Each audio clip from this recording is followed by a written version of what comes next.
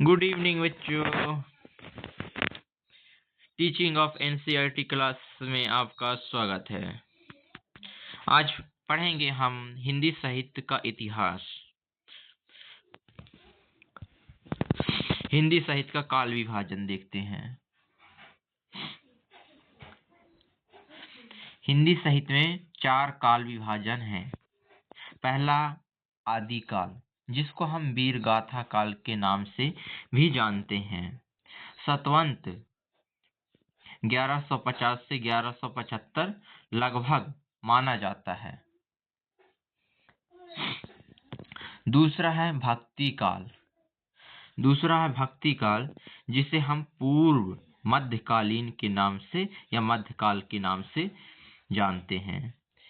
इसका 1375 से 1700 लगभग माना जाता है।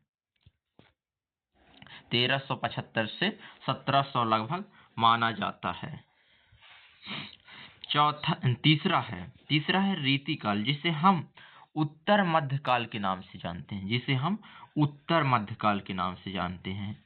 इसका प्रारंभ 1700 से 1900 लगभग माना जाता है। 1700 से 1900 लगभग माना जाता है। 1700 से 1900 लगभग माना जाता है। और चौथा है आधुनिक काल। आधुनिक यानी वर्तमान काल, वही जिसको हम 1900 से अब तक माना गया है। आधुनिक काल को 4 भागों में विभक्त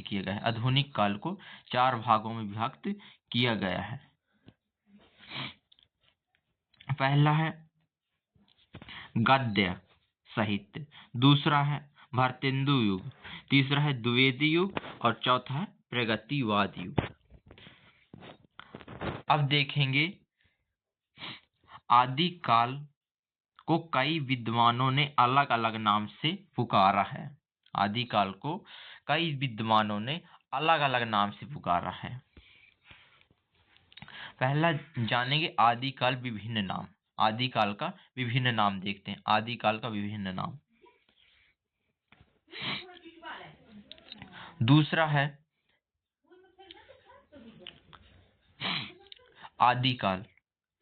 पहला है आदिकाल, दूसरा है वीर गाथा काल, तीसरा है चरण काल, चौथा है सिद्ध समानता काल, पांचवा है बीज वापन काल और छठवां है आरंभिक काल और प्रारंभिक काल और सातवां है संक्रमण काल और आठवां है अपभ्रंश काल।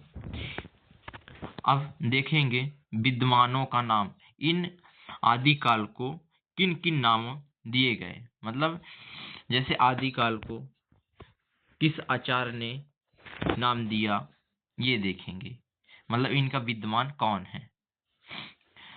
तो पहला है आदिकाल का आचार्य हजारी प्रसाद द्विवेदी है। और दूसरा है वीर गाथा काल, जिसके आचार्य रामचंद्र शुक्ल हैं। और तीसरा है डॉक्टर जॉर्ज ग्रियर्सन, जो कि चरण काल के विद्वान हैं। इन्होंने नाम दिया है। फिर चौथा है महापंडित राहुल संकृत्यान, जिन्होंने सिद्ध समानता काल का नाम दिया है। फिर है पांचवा, जो कि आचार्य महावीर प्रसाद द्विवेदी ने बीज वापन काल कहा है।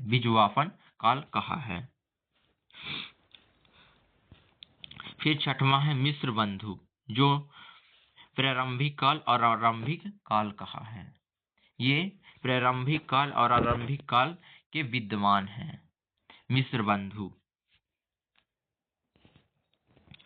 और सातवां है डॉक्टर राम खिलावन पांडे, जो संक्रमण काल के ज्ञाता हैं।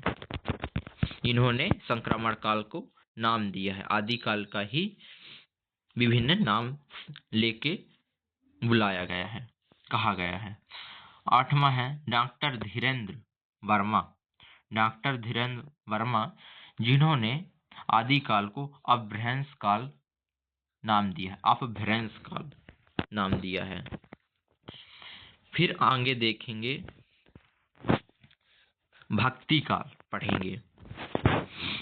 और मेरा वीडियो आपको अच्छा लगे तो लाइक करें, कमेंट करें, सब्सक्राइब करें।